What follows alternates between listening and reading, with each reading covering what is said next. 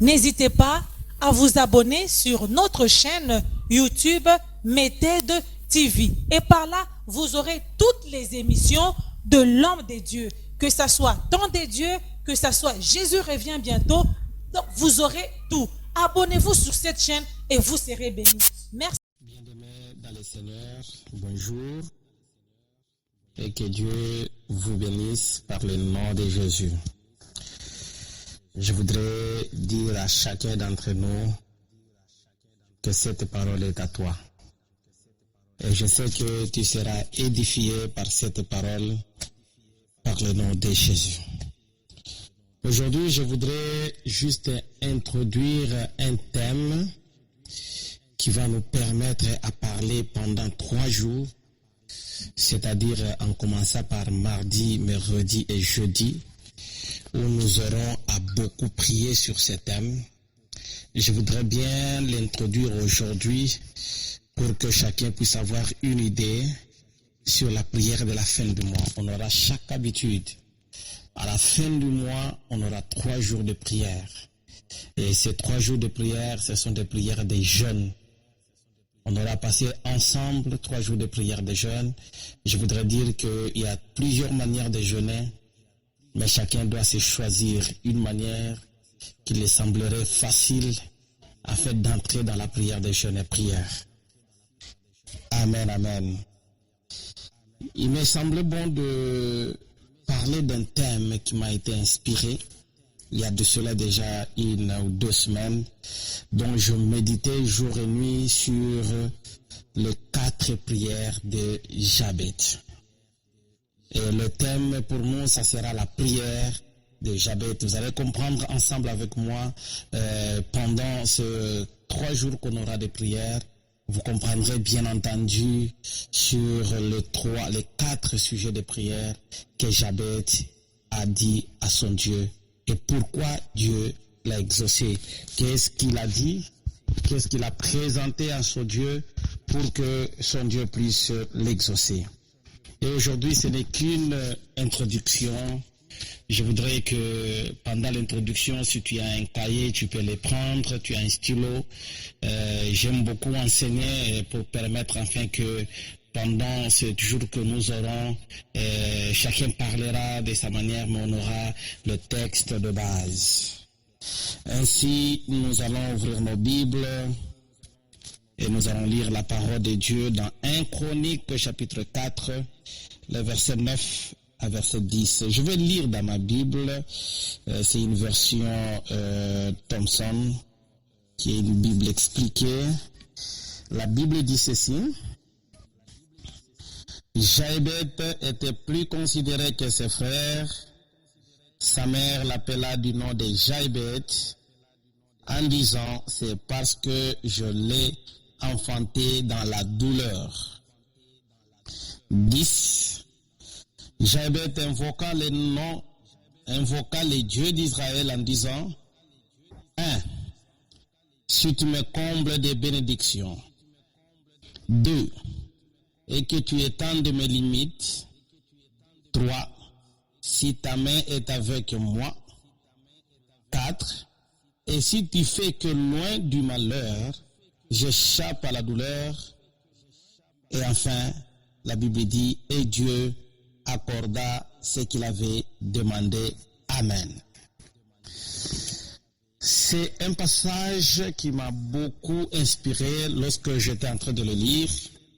Et je l'ai intitulé la prière de Jabez.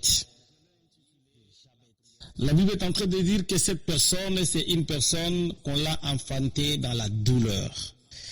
Cela veut dire on l'a eu dans la douleur. Quelle douleur? La Bible ne nous explique pas. Mais la Bible est en train de dire que sa mère l'a enfanté dans la douleur. Et cet enfant qui était considéré parmi tous ses frères a une particularité, c'est la douleur. Il a grandi dans la douleur. Et écoutez cette personne qui a compris quelque chose. Je vais commencer ma prédication en te parlant de ceci, que nous allons parler sur 4 choses de la prière de Jabez. Et ces 4 prières, ça sera pour moi et pour toi une prière que nous allons parler à notre Dieu. Jabez a compris que je suis né dans la douleur. Jabez a compris sa souffrance. Jabez a compris sa vie. Il a compris que je n'ai pas une vie normale comme tout le monde. Et sa vie l'a poussé très loin à invoquer Dieu. Écoutez-moi très bien, ce qui a poussé à Jabez à invoquer Dieu. La première des choses, c'est la reconnaissance. Jabez a reconnu qu'il avait un problème des origines. Jabez a connu que sa façon de grandir était différente des autres. Jabez a connu qu'il est passé dans des moments très difficiles, inexplicables. Et quand Jabez comprenait tout cela, la Bible dit, il invoqua le nom de l'Éternel. Je voudrais parler à un seul mot, que pendant les 3 ou 4 jours que nous serons dans la prière, nous allons invoquer l'Éternel. La Bible dit, celui qui invoque l'Éternel, l'Éternel se manifeste. C'est pourquoi quand vous allez lire la parole de Dieu, vous allez comprendre dans Psaume 20, la Bible est en train de parler de cette personne qui espère à l'Éternel. Nous invoquons le nom de l'Éternel et nous restons debout. C'est-à-dire que quand tu comprends une seule chose, quand tu comprends un secret d'invoquer Dieu, tu resteras debout devant tes ennemis. Tu resteras debout devant les combats. Tu resteras debout devant la maladie. Tu resteras debout devant les difficultés. Je le déclare au nom de Jésus. À partir d'aujourd'hui, que ta vie reste debout devant des problèmes parce que toi, tu dois invoquer le nom de l'Éternel. Bizarrement, le nom de Jabez signifie souffrance. Je ne sais pas si ton nom signifie quoi. Mais au moins dans la Bible, on nous parle de cette personne où son nom signifie souffrance. Il y a des gens qui ont des noms, mais ils ne savent pas leur signification.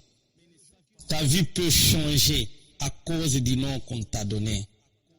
Ta vie peut être abîmée à cause du nom qu'on t'a donné. Je me souviens quelque part, il y avait quelqu'un qu'on l'appelait au nom de Tabou. Ça, c'est une signification swahili. Et tabou signifie souffrance. Et cette personne a grandi dans la souffrance jusqu'à tel point qu'elle a compris de chercher la délivrance du nom. Bien-aimé dans le Seigneur, il y a des choses que nous devons chercher la délivrance avant d'entrer dans la profondeur de la prière. Chercher la délivrance du nom. Quel est ton nom? Tu as hérité quel nom? Je me souviens un jour, j'étais en plein service de délivrance, je me suis croisé avec une maman. Et je la pose la question, quel est ton nom? Elle me dit qu'elle est Moissiti. Et Dieu me donna la révélation que Moissiti que tu vois signifie la reine dans le monde des ténèbres. Et quand je commençais à l'expliquer sur son nom, elle a dû changer de nom. Et aujourd'hui on l'appelle Esther. C'est parce qu'elle a compris qu'il y a certaines puissances qui entrent dans les noms. Ça s'appelle le cordon ombilical. C'est là où ça passe. Jabez signifiait quoi? Jabez signifie malheur. Je ne sais pas si ton nom signifie quoi. C'est ainsi que, bien-aimé dans le Seigneur, avant que je commence ma prédication, je voudrais te parler quelque chose sur le nom. Tu dois prier pour ton nom. Si tu ne l'as jamais fait, je te demande aujourd'hui, pendant les prières que nous aurons, prie pour ton nom. Demande la délivrance pour ton nom. Il y a des choses où nous devons prier pour le nom. Il y a des choses où nous devons demander la délivrance sur le nom. Il y a des choses où on change le nom.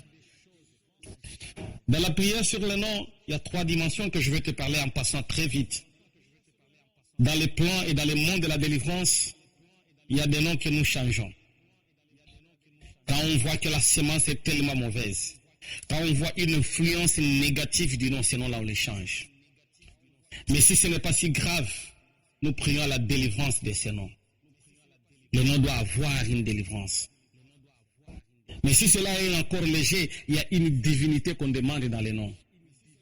C'est pourquoi Osée, quand il s'est croisé avec Moïse, il l'a appelé Josué. Il a introduit une partie de la divinité dans son nom. C'est là où vous voyez que Dieu, avant de traiter alliance avec Abraham, il lui a donné un autre nom. Il était Abraham. Il lui a donné le nom d'Abraham. C'est-à-dire qu'il y a un âge qui est entré dans son nom. Juste la partie de la divinité. Je voudrais terminer par le nom. pour te dire que si tu ne connais pas la signification de ton nom, demande aux parents. Et si tu n'en connais pas, prie. Parce que tu ne sais pas celui à qui tu portes le nom, il a quelle puissance, il avait quel comportement. Je me souviens un jour que je parlais avec un papa, il me disait quelque chose qui était formidable. Il me disait ceci, que tu vois mon fils, il porte le nom de mon père. Il a les mêmes comportements que mon père. Il se fâche comme mon père. C'est-à-dire que le nom peut être l'héritage d'une manière positive. Ça peut être aussi l'héritage d'une manière négative. C'est ainsi que nous devons prier pour les noms et comprendre comment chercher la délivrance dans les noms. Je voudrais entrer dans les vifs de mon message.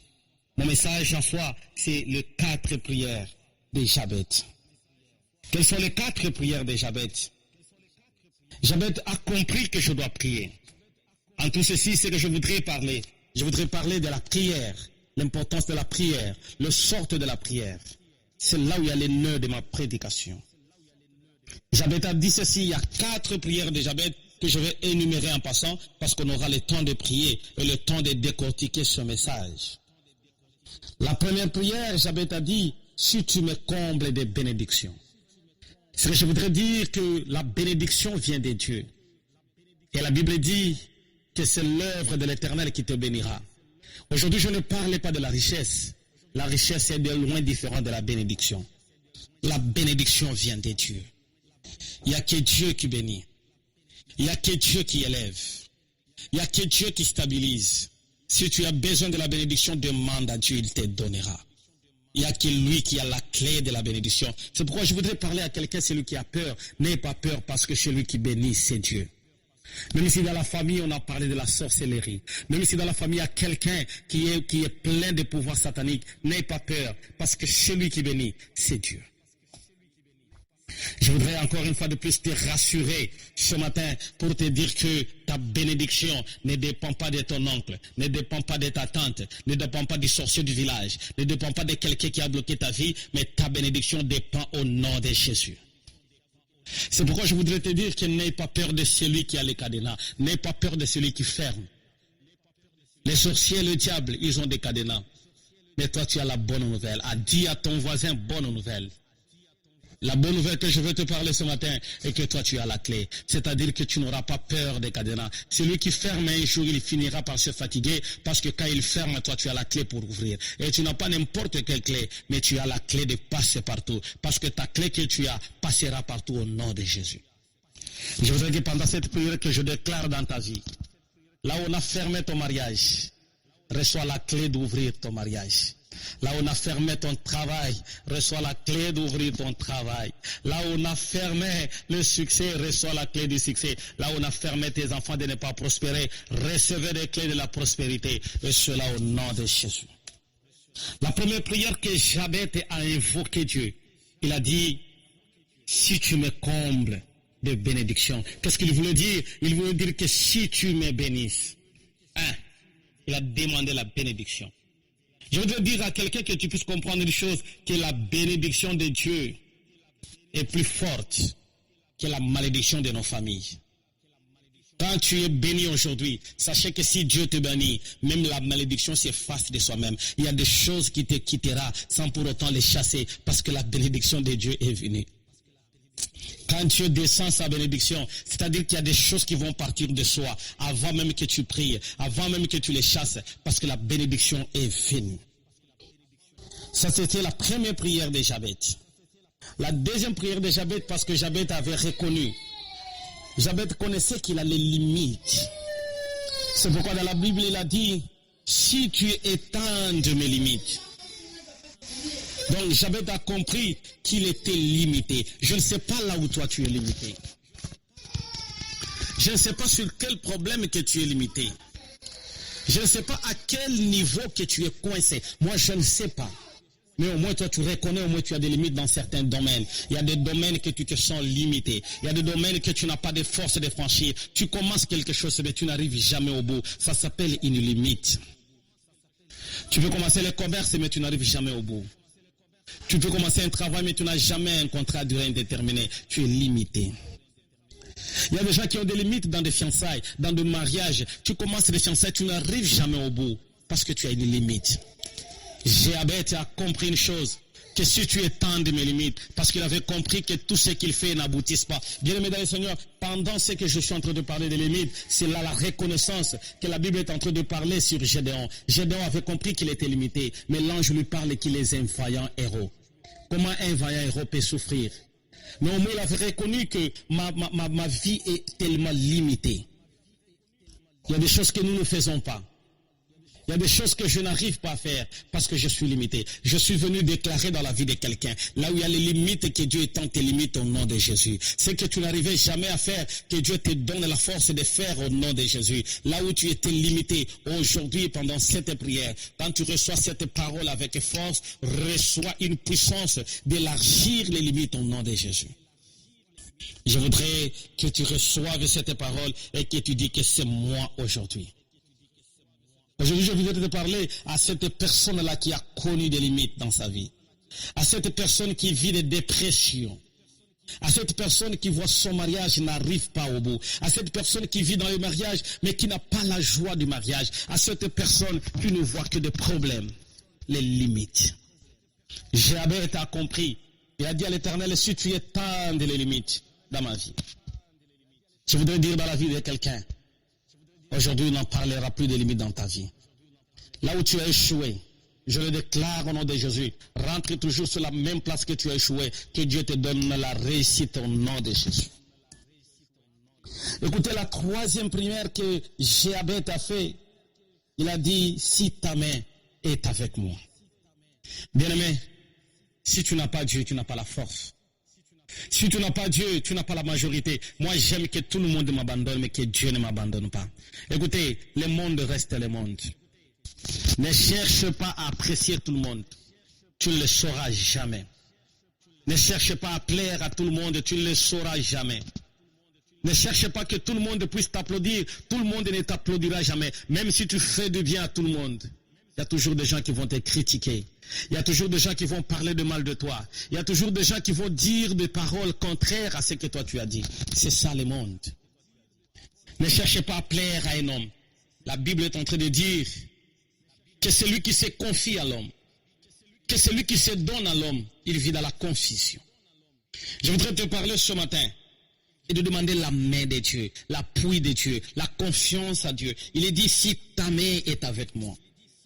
J'aime beaucoup quand je prêche, je parle que si j'ai Dieu, j'ai la majorité.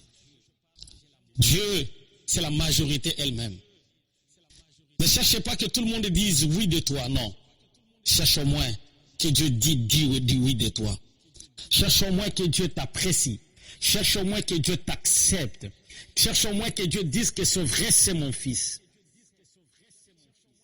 Et la quatrième prière de Jéabeth, j'aime beaucoup cette prière-là. Et je pense que nous allons beaucoup prier sur ça.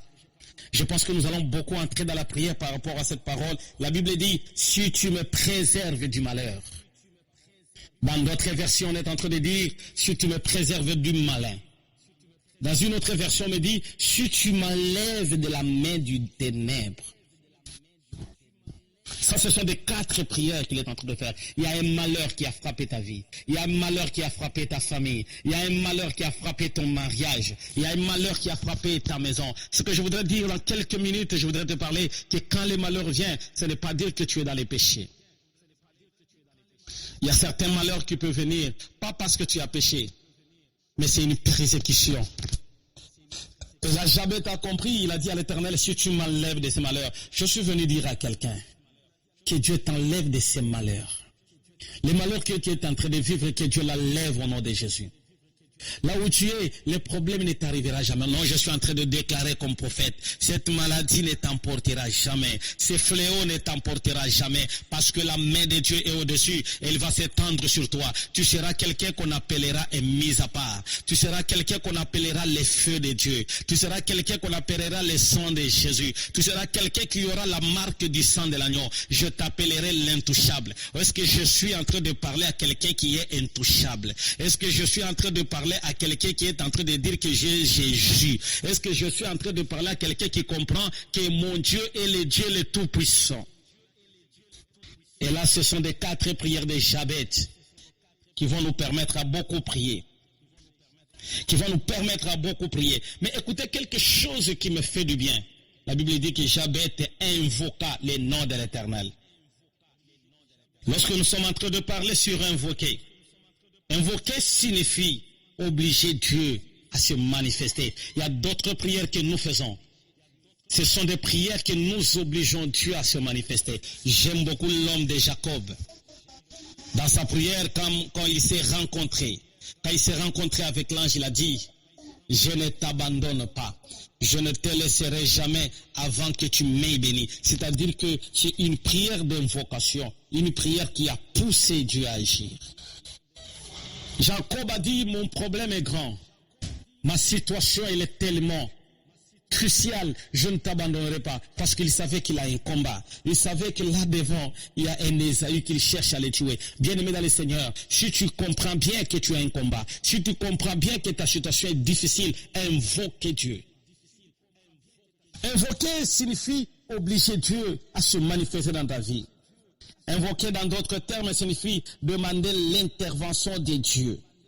Invoquer Dieu, ça signifie encore approcher la réponse de Dieu.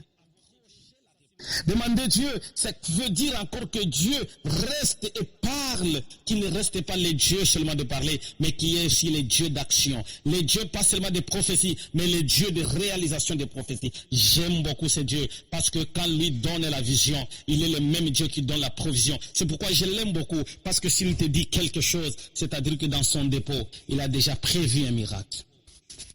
Si tu es d'accord de recevoir un miracle, dis Amen. Si tu es d'accord que cette parole est pour toi, dis Amen.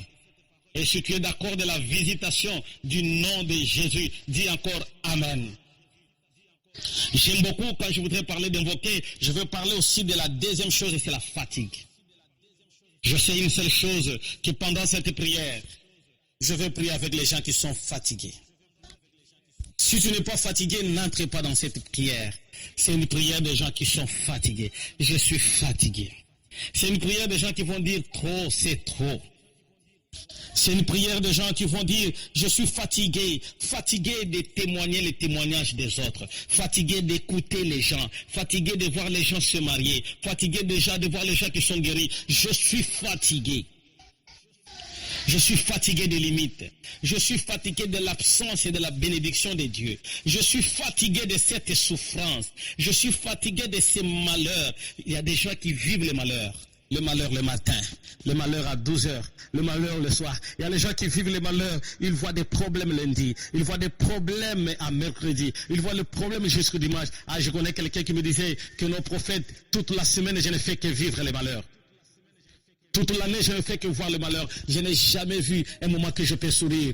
Du janvier jusqu'à décembre, je ne vis que le malheur. J'ai besoin des gens là qui se disent que je suis fatigué d'écouter des promesses encore. Je suis fatigué d'écouter des prophéties sur mon mariage. Je suis fatigué d'écouter des promesses, mais qui ne se réalisent pas. Je suis fatigué. Et cette prière, nous allons la faire avec les gens qui vont dire que trop, c'est trop. Dans d'autres termes, les gens qui vont dire que j'en ai marre. J'en ai marre d'applaudir les gens. J'en ai marre de prier avec des combats. J'en ai marre de percer, mais je n'arrive pas jusqu'au bout. J'en ai marre.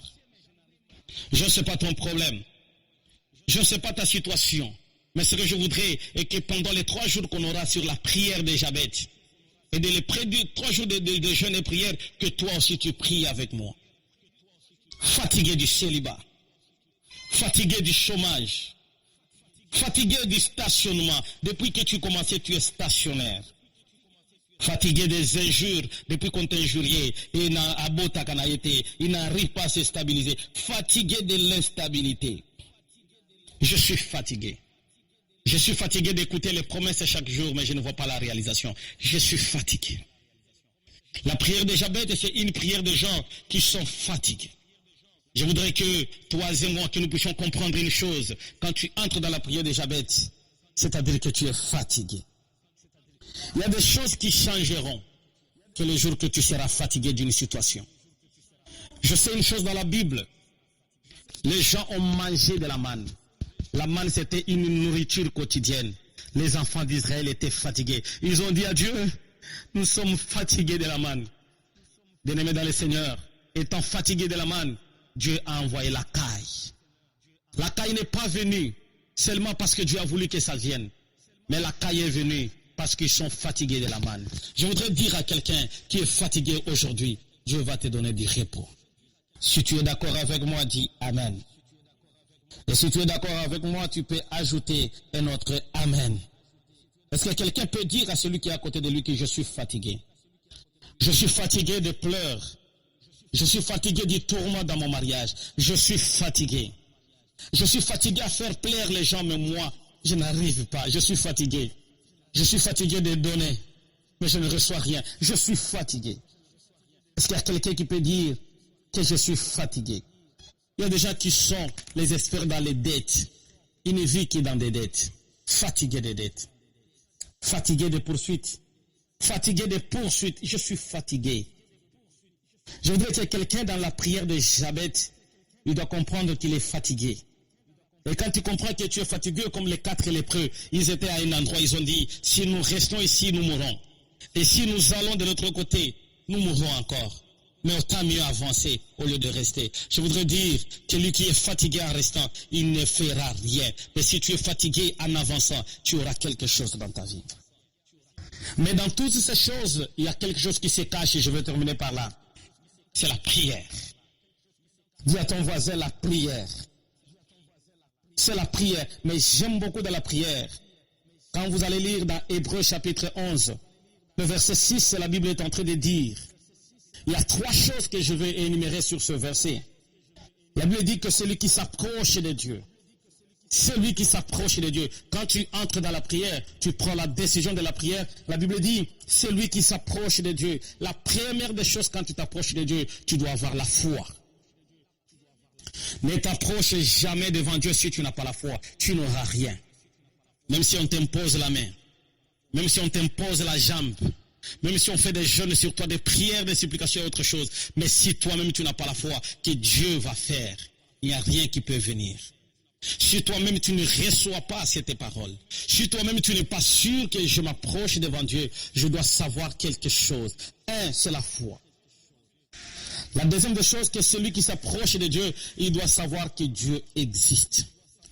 Frère, bien-aimé dans le Seigneur, si tu t'approches de Dieu, tu dois savoir que Dieu existe. Et après que tu saches que Dieu existe, il y a une chose qui est le soubassement de cette parole. Il dit, il est le rémunérateur de ceux-là qui le cherchent.